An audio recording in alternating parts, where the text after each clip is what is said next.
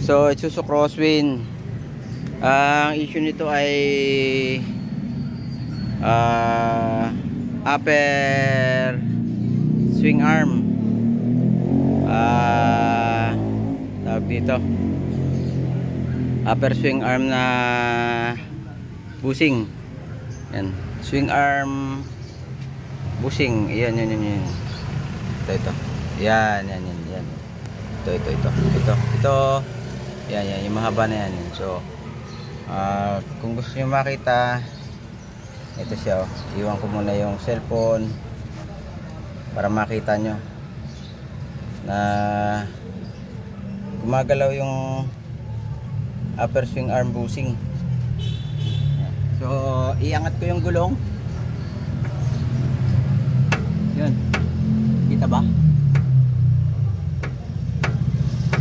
Yun. Yan. So, hindi makita ba gaano? Dito.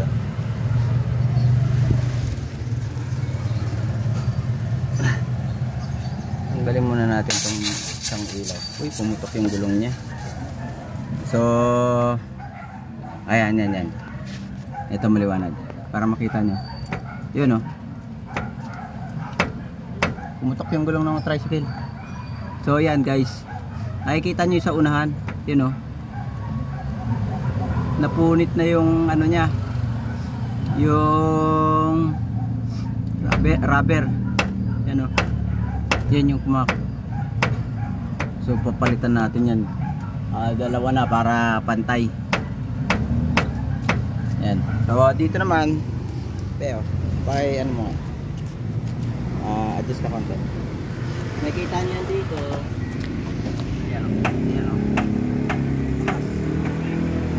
Yung pag ganito wala.